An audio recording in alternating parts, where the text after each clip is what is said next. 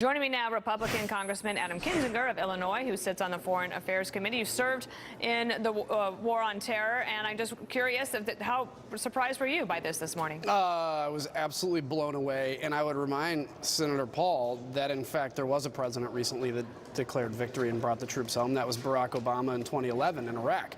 And we know what happened as a result of that. We had the rise of ISIS in Iraq and Syria. I think this has not only just taken people like me off guard and Lindsey Graham and everybody.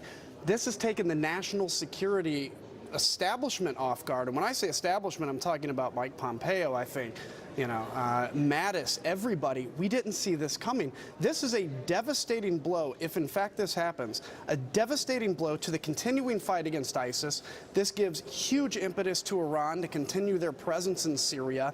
And if we have to vacate our base in Al Tanf, which straddles a very important highway, which connects Iran to Israel, basically, that would be a devastating blow to our allies in Israel. I don't understand where this is coming from. What also might happen to the Kurds, our allies who are there trying to help fight and are also facing pressure from Turkey?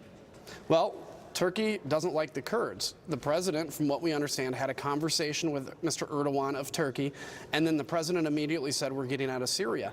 What does that mean for the Kurds? I think it means some really bad things. If I'm the Kurds right now, or if I'm any future group that's looking to work with the United States or ally with the United States, I'm going to point to this and say, see, once again, you didn't keep your word. And this also, Dana, is on the heels of finding out about 3 weeks ago that an American citizen was tortured and murdered by Bashar al-Assad. We found out that was done in 2016, about 3 weeks ago.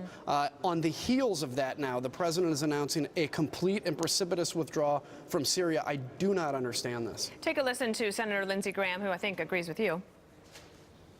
It is my belief, but we won't know until we'll ask the appropriate parties, that this decision by the president was against sound military advice, that he did it himself, which he has every right to do, but he needs to own it. I think that's the point, right? So he believes that the generals are wrong, and he thinks that it's time to bring the troops home. And Lucas Tomlinson, at the top of this hour, said that he's heard that they're coming home within 24 hours. So Congress might be frustrated, but is there really anything you can do?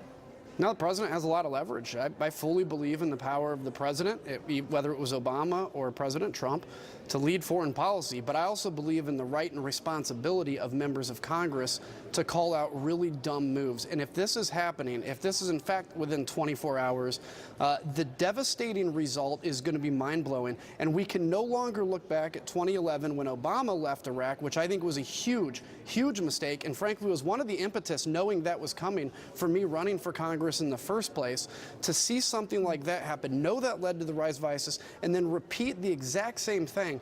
I want to support President Trump in every way I can, but on something like this, you have to look at this and go, this is going to be devastating for foreign policy, and I don't even think we begin to know the ramifications. They're celebrating in Moscow and in Tehran right now. They're trembling in Tel Aviv, and in Washington, we're confused because nobody saw this coming. All right, Congressman Adam Kinzinger, we appreciate you being here.